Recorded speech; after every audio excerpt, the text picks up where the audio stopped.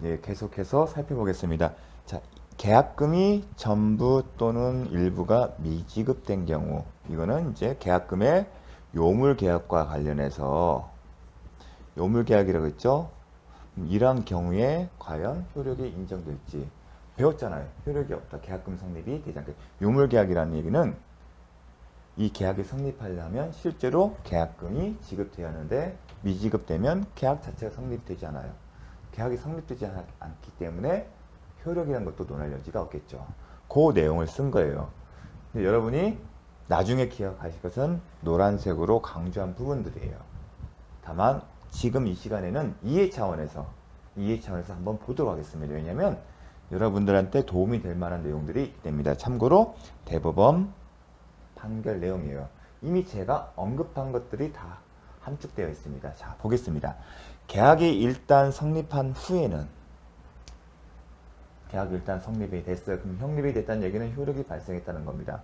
당사자 일방이 이를 마음대로 뭐라고요? 마음대로 해제할 수 없다. 그게 원칙이에요. 마음대로. 이를 마음대로. 자기 마음이 바뀌었다고 해서 이유 없이 할 수 없다는 겁니다. 그럼 언제 한다고 했죠? 근거가 있어야죠. 근거가 있고 그 근거는 해제권이죠. 이 해제권에는 약정 해제권과 법정 해제권이 있다. 그 근거를 찾으라고 했습니다. 그걸 머릿속에 일단은 딱 못을 박아 놓으십시오. 다만 주된 개업과 더불어 계약금 계약을 한 경우에 말이 더불어 주된 계약, 매매 계약서에 계약금 썼다 이 얘기입니다. 그거를 법적으로 표현하면 주된 계약, 지금 매매 계약이에요. 더불어 매매 계약서에 한 장에 같이 쓰지 않습니까? 계약금 계약서를 다뤄 쓰지 않습니다. 계약금 계약을 한 경우에는 자 규정에 따라 뭐라고요? 민법 제 565조 제1할 규정에 따라 이게 뭘 함축하냐면 매매 계약서에는 해약금 규정이 없었던 거예요. 그냥 계약금만 써놓은 거예요. 더 나아가 계약금 준다 그 말만 있고 더 나아가 해약금으로 이 계약금은 당사자 일방이 이익 착수하기 전까지 교부자는 이를 포기하고 상대방은 이를 배액 상환하고 일방 제재했을 때 그런 문구가 없다는 겁니다. 없으면 그걸로 끝나는 게 아니라 법조문에 있잖아요. 법조문에 따라 이 해제권의 갱사가 결국은 민법 565조의 근거에서 해제권을 주장하는 거랑 그렇게 이해되는 겁니다. 따라 이미 해제할 수 있다. 즉 근거가 있다. 근거가 있으면 할 수 있는데 지금 뭘 전제로 한다? 민법 제565조 제1항이에요. 좋아. 그러면 민법 제565조 제1항에 따라서 할 수 있는데 그 계약금 계약은 여기서 말하는 계약금 계약은 뭐다? 금전의 교부를 요건으로 한다. 즉 이 얘기는 계약금 계약이 성립하려면 뭐가 필요하다? 돈을 실제로 지급을 해야 한다는 요물계약이다. 금전의 교부를 요건한다. 이게 무슨 의미다? 요물계약이다. 따라서 돈을 지급해야만이 계약이 성립되고 효력을 발생한다. 만약 그렇지 않는다면 계약이 성립되지 않고 성립되지 않았기 때문에 효력도 발생할 일이 없다. 단지 계약금을 지급하기로 약정만 한 단계에서는 이렇게 계약금을 얼마 줄게 이렇게 말만 한 상태에서는 뭐다? 아직 계약금에 대해서 효력이 없다. 왜냐하면 요물계약은 이렇게 말로만 끝이는 게 아니라 실제로 돈을 줘야만 성립하는 건데 아직 말만 있으니까 계약이 성립되지 않은 거고 따라서 아직 계약금으로서 효력도 발생하지 않는다는 겁니다. 즉 이 민법 규정의 근거예요. 이러한 상태들 계약금이 미지급된 상태 말로만 주기로 약정한 상태에서는 민법 규정에 의해 계약 해제를 할 수 있는 권리는 발생하지 않는다. 이 얘기는 565조의 계약금 계약이 요물 계약이기 때문에 돈이 지급돼야만이 계약금 계약이 성립되고 그때서 비로소 민법 제565조 제1항에 따라서 계약을 해제할 수 있다는 겁니다. 그 얘기를 쓴 겁니다. 따라서 당사자가 계약금의 일부만을 먼저 지급하고 뭐라고요? 일부만을 지급하고 잔액은 나중에 지급하기로 약정하거나 아니면 계약금 전부를 나중에 지급하기로 약정한 경우 언제 계약 체결 당시에 계약금 나중에 줄게 아니면 계약금 오늘은 반만 받고 반은 나중에 줄게 그런 경우에는 교부자가 실제로 잔금이나 전부를 약정대로 지급하지 않으면 이건 무슨 얘기죠? 계약금이 전부 지급되지 않은 경우겠죠. 그런 경우는 상대방은 계약금 지급 후에 이행을 청구하거나 채무불능 이 계약이기 때문에 비록 성립을 하지 않았으니까 그 계약금 이 부분은 넘어가도록 하겠습니다. 이 약정이 없었던 이것도 넘어가고요. 이 부분 생략하겠습니다. 지급하지 않으면 여기는 좀 생략을 하시고요. 생략은 됩니다. 교부자가 계약금의 잔금 또는 점을 지급하지 아니하는 한, 자, 아니하면 어떻다? 계약은 성립하지 아니므로 요게 중요하죠. 전부. 그러니까 결국은 잔금이든 전부든 계약금 얼마 주기로 약정했으면 그 전체를 주지 않으면 어떻게 된다? 임의로 매매 계약을 해지할 수는 없다. 이를 근거로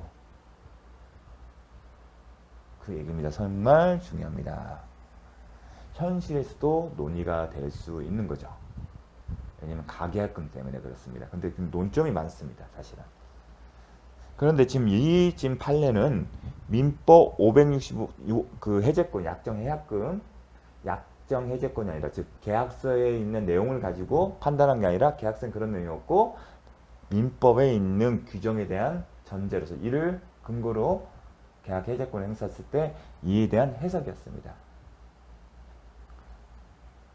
그런데 제가 왜 그거를 강조를 하냐면 지금 이런 판례가 있어서 그래요. 어떤 내용이 있냐면 자 이건 제가 교재에 자습서에 쓰진 않았어요. 아직까지는 시험에 출제된 바 없고 상당히 좀 해석의 여지가 있는 내용들이 있거든요. 방금 것은 민법 565조 제1항에 근거한 해제권 행사예요. 그런데 약정 해제권 즉 이 해약금 규정이 계약서에 기재되어 있어요. 그래서 당사자 일방이 이 해약금의 규정, 계약서에 기재된 이 해약금의 기초에서 주장을 계약 해제권을 주장했는데 문제는 뭐냐면 계약금이 일부만 지급되었어요. 일부만. 즉 전액이 지급되지 않았어요. 그러면 방금 앞서 본 바와 같은 내용대로면 일부만 지급된 얘기는 전액이 지급되지 않았기 때문에 어떻다? 성립이 안 됐고 계약금 계약이 성립 안 됐고 효력도 발생하지 않기 때문에 당사자 일방이 이 상태에서 이를 기초로 해제권 행사를 주장하더라도 효력이 없는 게 맞습니다. 마찬가지로 이 케이스에선 대법원 판례에서도 이 내용은 언급했어요. 그런데 특이하게 이런 내용이 플러스가 됐어요. 자, 이게 앞서한 내용과 동일한 내용이에요. 그런데 플러스에서 가정점 판단을 했어요. 무슨 얘기냐면 가정점. 요 내용의 원칙적인 얘기를 그대로 쓴 다음에 만일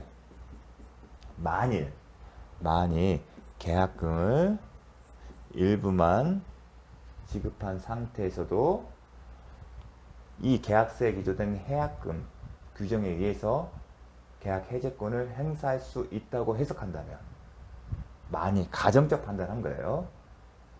그때 교부자가 포기하거나 아니면 수용자가 상환해야 할 계약금은 일부가 아닌 구두 약정상 지급하기로 한 계약금 전액을 가지고 기준한다는 겁니다. 실제로 현실로 수수한 계약금 일부를 가지고 포기하거나 배액 상하는 게 아니라 약속한 계약금 전액을 기준으로 해서 포기를 하거나 아니면 배액 상환한다는 겁니다. 그러한 판례 내용이 있습니다. 그래서 제가 이 얘기를 언급하는 이유는 뭐냐면 좀 앞뒤 다 자르고 이런 표현이 있으면 시험에 이런 지문이 나오면 현실로 수수한 계약금이 아닌 당사자가 약정한 계약금 전액을 가지고서 판단한다는 그런 내용이 나온다면 일단은 세모로 두시고 다른 답을 찾으실 필요가 있습니다. 근데 원칙 언급하고 이게 가정적으로 할 수 있다는 내용입니다. 근데 측면이 달라요. 이거는 약정 해제권이에요. 자, 참고 삼아서 알아주시면 좋겠습니다. 자, 설명을 드렸습니다. 자, 자, 이 판례를 정리하게 되면 이거는 지금 565조 제1항의 법정 565조 1항의 해약금 추정 규정에 따라서 지금 주장하는 거죠. 계약이 체결되었으나 계약금이 전부 지급되기 전 단계에서는 어느 일방도 그렇죠. 아직 계약금의 계약의 성립이 되지 않았기 때문에 어느 일방도 계약을 이 근거 규정에 의해서 이미 해제 못한다.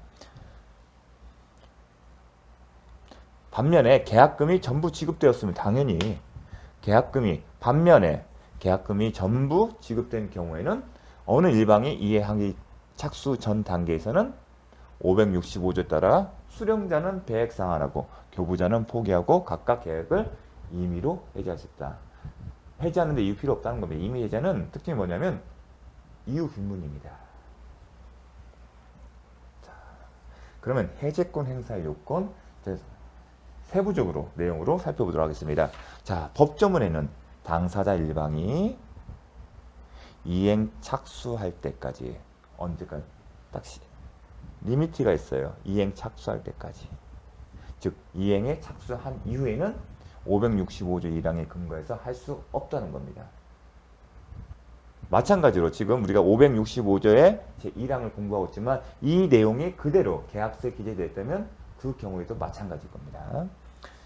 자, 그러면 먼저 당사자 일방이 무슨 의미일까? 상대방이 이행에 착수한 경우, 자, 매도인이 있고 매수인이 있어요. 매도인 입장에서 해제권을 행사하고 싶어요. 이 규정의 65조 제1항에서. 그런데 매수인이 이행에 착수했어요. 그러면 매도인이 주체 입장에서 이 사람의 해제권을 행사하고 싶은 거예요. 이 사람 입장에서 못하는 거죠. 왜냐하면 상대방이 이행에 착수하기 때문에. 당연한 거예요. 그런데 문제는 뭐냐면 해제권 행사를 지금 이 사람이 하는 거예요. 해제권 565조 제1항에 근거하여 해제를 행사하고 싶은 사람이에요. 근데 상대방이 매수인이 이행에 착수를 했으면 당연히 못하겠죠. 근데 문제는 매수인이 이행에 착수를 안 했지만 매도인은 스스로 했어요. 이러한 경우에도 당사자 일방이 이행에 착수한 경우에 해당돼서 이 사람은 못할까? 보통 우리는 직관적으로는 뭐다? 상대방이 이행에 착수한 걸 생각하겠죠. 하지만 결론부터 얘기하면 상대방이 이행에 착수하지 않다 하더라도 본인 스스로가 이미 이행 착수한 경우에도 못한다는 겁니다. 이를 정리하게 되면 당사자 일방이 이행 착수한 경우란 이행 착수한 자의 상대방뿐만 아니라 이행에 착수한 자 자신도 565조 근거하여 임의로 계약을 해지할 수 없다. 이렇게 사례를 매도인이 해제권 행사한다는 입장에서 상대방이 매수인이 이행 착수했으면 못하고 비록 상대방인 매수인이 이행 착수하지 않다 하더라도 자기 스스로 이행 착수한 게 있으면 그 경우에도 못한다는 걸 기억하십시오.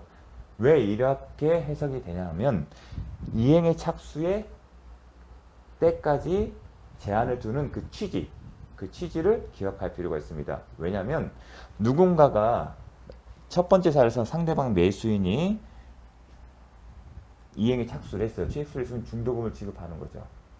그럼 그 사람은 향후에 이 매매 계약이 계속 효를 갖고 끝까지 갈 거라는 기대를 가질 겁니다. 그렇죠. 그리고 이 사람이 중도금을 빌리기 위해서 은행이나 아니면 제3자로 또 돈을 빌릴 수도 있고요. 중도금. 그럼 비용이 지출되잖아요. 그러한 상황에서도 임의적으로 일방의 의사로 상대방의 일방의 의사로 계약을 해제하게 하는 것은 이 사람의 이행에 착수한 사람의 예측하지 못하는 손해를 불러일으키기 때문에 이행에 착수할 때까지 하는 규정 둔 겁니다. 반대로 매수인이 스스로 이행을 하지 않지만 상대방이 이행에 착수했어요. 그러면 이행 착수했다는 얘기는 상대방이 했다는 얘기잖아요. 이 사람이 이행 착수를 하지 않지만 요 사람이 했다고 한다면 수령 같은 거 하잖아요. 그럼 기대를 하잖아요. 이 사람이 했으니까 계속 계약 끝까지 가는구나. 그래서 만약에 이게 계약이 파탈된 것을 전제로 해서 예비적 뭔가를 준비할 필요도 없을 거고요. 그런 기대를 보호하게 한 겁니다. 그게 이행 착수할 때까지. 결국은 스스로 누가 이행 착수하느냐 중요한 게 아니라 누구 주체 한 명이 이행 착수하게 되면 그 이행 착수의 수령자는 어떠한 기대를 가질 거고 그 기대감은 보호해 줄 필요성이 있다는 겁니다. 그런 취지가 있기 때문에 누가 이행 착수라는 것을 묻지는 않는 겁니다.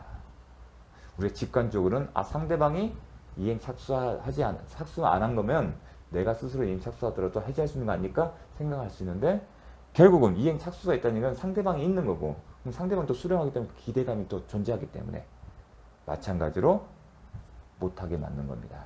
그런 얘기를 제가 정리를 하는데 그렇게 생각하시면 이게 정리가 될 겁니다. 기대감.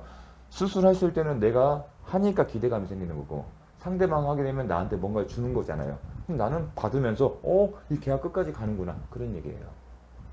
아시겠죠? 자, 이행이 착수할 때까지 의미.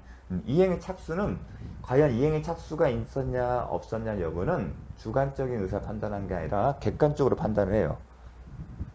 어떤 양 당사자의 매도인과 매수인의 어떤 행위가 있을 때 그 행위 자체가 이행의 착수냐 아니냐를 판단하는 기준은 주관적 의사가 아니라 뭐다? 객관적으로 판단하는데 더불어 외부에서 인식할 수 있는 정도로 채무 이행행의 일부를 하거나 또는 이행을 하기 위하여 필요한 전쟁 행위를 하는 경우를 말하는 거다. 이론적으로 이렇게 설명을 합니다. 이런 잣대를 가지고 실제 사례에서 그 이에 해당되는 여부를 판단하는 건데 이 부분이 그렇게 중요한 내용임에도 불구하고 수험생 입장에서는 그냥 이렇게 읽어보고 나면 날아가시죠. 다만 요것만 정도 알았어요. 단순히 이행 준비하는 것만으로는 부족하다. 왜냐면 외부에서 인식할 수 없기 때문에. 또 하나 기억할게. 이 앞의 내용은 이론적인 기준인데 굳이 기억할 필요는 없고 단순히 이행 준비는 부족하다. 또 하나 반드시 그 이행행위가 반드시 계약 내역에 들어맞는 이행의 지금 정도까지 이르한 것은 아니다. 요것도 출제 지문 나오게 되면 틀리기 쉬워요. 왜냐면 이행행위라면 계약의 내용을 이행하는 거 아니야? 그러면 반드시 계약 내용에 들어맞는 이행의 제공에 필요하다. 맞는 것 같아요. 하지만 아니다. 왜냐면 이행에 착수할 때까지란 그 개념을 왜 필요로 했는지, 왜 그렇게 뒀는지를 생각하시게 돼요. 뭐라고 했죠? 이행을 착수한 자나 아니면 상대방의 이행을 수령한 사람은 기대한다는 거. 그러면 이 기대감은 반드시 매매 계약의 내용에 국한되는 거 아니거든요. 이 계약 내용에 반드시 요하는 정도의 제공자가 아니었더라도 이거 하는 거 아니야? 기대감 충분히 가질 수 있거든요. 그렇게 그런 어떤 개념으로 이해하시면 좋겠습니다. 자, 매도인이 매수인에 대하여 매매 계약 이행 체거하고 매매 잔대금의 지급을 구하는 소송을 매매대금 지급 구하는 소송을 제기하는 것은 이행 착수했다고 볼 수 없다. 자, 여기서 지금 이행 최고가 지금 매매 계약 내걸까요? 돈 줘. 그 얘기가 이행입니까? 매도인 입장에서 자신의 채무를 이해하는 건가요? 지금 이 채무는 돈을 지급하는 그 지급의 그 채무 주체는 누구죠? 매수인이에요. 지금 매도인이 매수인한테 돈 줘 얘기하는 게 매도인의 입장에서 돈을 지급하는 행위입니까? 아니죠. 반대로요. 매수인은요. 돈 달라는 소리를 듣는 게 매수인에게 이행 착수하는 겁니까? 그건 아니지 않습니까? 그리고 이행에 필요한 전제 행위도 아니에요. 돈을 주면. 더 나아가 돈 달라는 소송을 제기했다. 돈 달라는 얘기를 직접 하는 것과 법원을 통해서 하는 것과 다를 거 없어요. 자, 법원에 소송 제기하는 게 매도인이 자신의 채무를 이해하는 겁니까? 아니죠. 그럼 반대로 매수인이요. 매수인이 돈을 안 주기 때문에 이행에 그렇게 안 하기 때문에 소송 제기한 거 아닙니까? 그러니까 결국 어느 경우든 이행에 착수한 것이 해당되지 않습니다. 그렇게 기억을 해주십시오. 이거는 좀 잘 기억을 해주십시오. 매매계약 당시 매수인이 중도금의 일부. 자, 이 케이스가 작년에 나왔던 케이스입니다. 자, 어떤 내용이냐? 이렇습니다. 자, 앞서 잠깐 언급했어요. 잠깐만요. 저도 좀 책을 교재를 좀 옮겨놓고 보도록 하겠습니다. 자, 보통의 경우는 매매계약을 체결하게 되면 매매대금 지급 방법과 관련해서 계약금은 계약 체결 시 하고요. 경우에 따라서는 반드시 중도금을 주는 경우도 있지만 그렇지 않은 경우도 있어요. 중도금 주고 잔금 일자를 따로 정하고요. 이 시점에 매도인은 소유권 이전 등기 서류를 제공합니다. 그럼 결국은 중도금은 매수인의 선이행 의무다. 이미 동시에 항변에서도 이런 개념 봤어요. 자, 계약금. 그러면 보통 이행의 착수는 중도금이 될 거예요. 그렇죠. 그러면 중도금이 매수인이 중도금을 지급하기 전이라면 당사자 일방, 그 사람 매도인이든 매수이든 계획을 상환한 아니면 포기를 해서 일방적으로 계약을 해지할 수 있어요. 그런데 지금은 사안은 뭐냐면 이 사람이 중도금이 1억인데 1억 중 중도금 5천만 원을 계약 체결 당시에 5천만 원을 지급했어요. 5천만 원을. 중도금을 1억인데 계약 체결 시네. 그러면 중도금을 지급하기 날짜는 이 날짜인데 그 이전에 한 거죠. 이행기 이전에 중도금의 일부를 변제했어요. 먼저 저기는 중도금 변제기 아니면 이행기 중도금을 지급하기로 한 날짜 이전에 뭘 했다? 이행을 한 거예요. 그쵸? 이러한 경우도 쟁점이 뭐냐면 이러한 경우에도 이행의 착수로 볼 수 있는지. 보통의 경우는 이 중도금은 매수인의 채무죠. 그리고 이행기에 있던 건 누구한테 유리한 거냐면 매수인한테 유리한 거예요. 그래서 기한의 이익이라고 해요. 즉 매도인은 중도금을 주기로 한 날짜 이전에는 달라는 소리를 못하고 설사하더라도 매수인은 지급할 의무가 없어요. 즉 이 이행기는 누구를 위한 거다? 채무자인 매수인을 위한 거예요. 그걸 뭐냐면 법정용어로 기한의 이익은 매수인에게 있는 거예요. 따라서 그 기한의 이익을 포기할 수 있는 것도 누구다? 매수인이에요. 원래 이 날짜 하기로 했는데 미리 줄 수 있습니다. 따라서 중도급의 이행기 전에 중도금을 미리 주는 것도 이행의 착수에 해당되는 게 하나의 쟁점이에요. 특별한 사정이 없는 한 이행기 전에 이행하는 경우에도 이행의 착수가 있다. 왜냐하면 그 기한의 이익은 누구를 위한 것이기 때문에 채무자를 위한 것이기 때문에. 그게 기한의 이익이에요. 대출금을 했을 때 은행에서 돈을 빌릴 때 나중에 원금 전액을 언제 1년을 갚겠다. 그 얘기는 무슨 의미죠? 그 사이에 돈을 빌린 사람이 약정한 이자를 제대로만 갚은다면, 매달 갚은다면 돈을 빌려주는 은행은 1년이 돌아가기 전에는 원금을 갚으라는 얘기를 못하고 설사하더라도 돈을 빌릴 사람 지급할 의무가 없는 겁니다. 그게 기한의 이익이 있다는 겁니다. 그건 누구한테 있다? 채무의 주체인 채무자에게 있다. 보통 경우는 기한의 이익은 있습니다. 그래서 특별한 사정이 없는 한 이행기가 도래하기 전에 이행에 한 경우 이것도 이행 착수가 해당된다.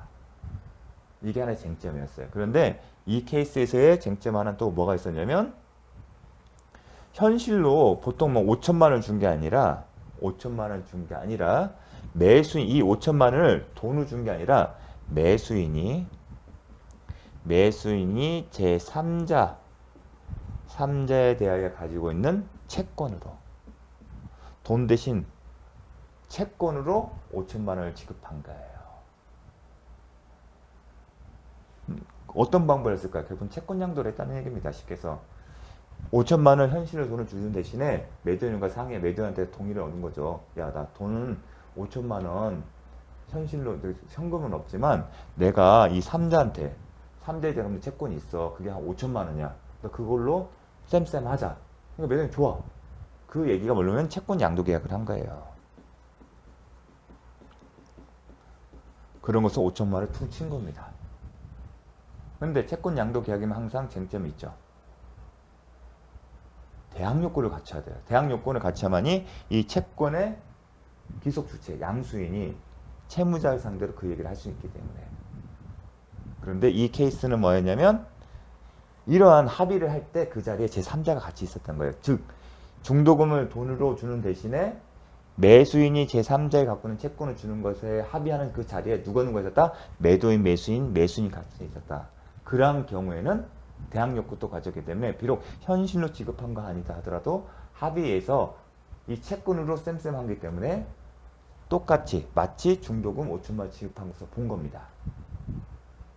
그래서 이 경우에도 이행의 착수를 본 겁니다. 따라서 이 그 케이스에서는 두 가지 쟁점이 있다. 이행기가 도래하기 전에 지급한 경우도 일부만 지급한 경우에도 이행의 착수를 볼 수 있지. 두 번째는 돈을 실제 준 게 아니라 제3자에 대해서 가지고 있는 채권을 주긴 했는데 대항 요건까지 갖췄다는 겁니다. 그러한 경우에는 실제로 돈을 준 것과 동일하게 지급한다는 겁니다.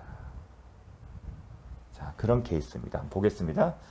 매매 계약 당시 나오죠? 계약 매수인이 중도금의 일부의 지급 1억 중에서 5천만 원을 지급에 가름하여 실제로 돈을 주었는데 그 돈을 주는 대신 뭘로 했다? 매도인이 제3자에 대한 대여금 채권을 양도하기로 약정하고 그 자리에 제3자도 참석한 경우 이건 양도하기로 했던 채권 양도 계약이고 3자가 그 자리에 있었다는 얘기는 그 채권 양도를 승낙했다는 겁니다. 그 얘기는 대항 요건을 갖춘 경우입니다. 그 경우는 어떻게 본다? 중도금을 일부 5천만 원 실제로 돈을 준 것과 똑같이 지급한다. 그런데 이행기 이전에 중도금 지급한 것도 이행 착수에 해당된다. 결국은 뭐다? 매수인은 매매계약과 함께 채무의 일부 이행에 착수한 것이므로 이행 착수는 뭘 할 수 있어요? 이제 더 이상 매도인은 565조 제1항에 정한 해제권을 행사할 수 없다. 왜냐면 이행 착수 이후에는 565조 제1항에서 해제권을 행사할 수 없기 때문에 이게 기출문제였습니다. 그러면 만약에 이 사람이 제3자 그 자리 참석 안 한 경우는 어떨까? 그런 경우의 케이스는 아직 못 봤습니다. 이게 참석했다는 포인트가 반드시 중요한 겁니다. 채권 양도 계약과 관련해서. 그렇게 좀 상당히 어려운 지문이에요. 두 가지 쟁점이 있기 때문에. 그런데 그런 관점에서 보십니다. 자, 이행기 전에 바로 나옵니다. 방금 얘기했죠? 이행기 전에 이행 착수. 이행기란 누굴 위한 거다? 그걸 기억하십시오. 채무자의 이익이다. 그래서 기한의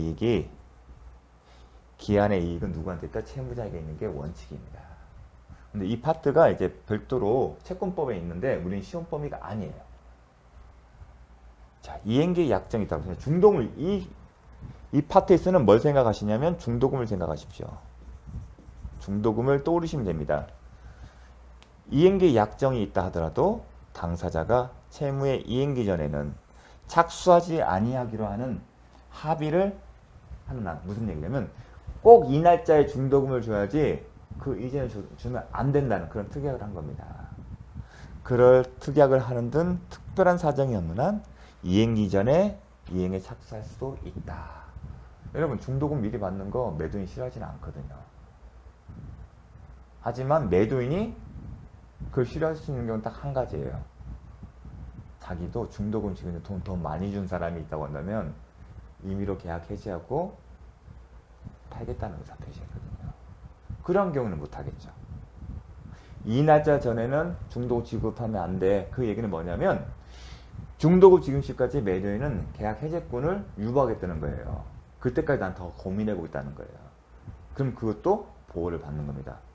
원칙적 기한의 이익은 매수인에겠지만 중도금을 기준으로 했을 때 그러한 매도인이 그런 의사표시를 했다는 얘기는 나 마음 바뀔 수도 있어. 그건 기간을 준수해달라는 겁니다. 그러한 특약이 있으면 당연히 이행기 전에 착수했다 하더라도 인정을 하지 않습니다. 그 얘기는 이행기 도래기 전까지 비록 이행기 전에 돈을 줬다 하더라도 그러한 특약이 있으면 매도인은 여전히 민법 565조 제1항에 따라 아니면 계약액서에 기초한 해약금에 따라서 계약을 해지할 수가 있습니다. 그런 의미입니다. 특별한 사정이 없는 한 이행기 전에 착수했다. 근데 보통의 경우는 이런 경우가 많겠죠. 할 수 있습니다. 자, 매수인이 출제 지문이 이렇게 나옵니다. 출제 지문은 매수인이 이행기 전에 중도금을 지급한 경우 매도인은 특별한 사정이 없는 한 계약금의 배액을 상환해 계약을 해지할 수 없다. 이렇게 기억을 해주십시오. 그러면 특별한 사정이 뭘까? 중도금이 도래하기 전까지는 절대 해서는 안 된다. 아니면 매도인에게도 이 기한의 이익이 있는 경우 어떤 경우냐면 이미 매도인이 그러한 의사를 띈 거예요. 자, 어떤 경우냐면 특별한 사정이 있는 경우는 좀 법적으로 표현하게 되면 원칙적으로 이 중도금의 이행기는 기한의 이익은 채무자에게 있는데 경우에 따라서는 이 중도금도 그때 이행될 필요성이 있는 기한의 이익이 채권자의 매도인에 있는 경우가 있습니다. 그런 겁니다. 자, 이해 차원에서 여러분은 이 지문을 정확하게 기억을 해 주십시오. 지금 드린 설명은 이해 차원에서 설명을 드리겠습니다. 기한의 이익과 관련해서. 자, 볼게요. 그냥 이거는 뭐 시험과는 무관할 수도 있지만 이해 차원에서 하겠습니다. 자, 계약이 성립이 됐고 중도금을 이때 주기로 했어요. 근데 매도인이 이 시점에 매도인이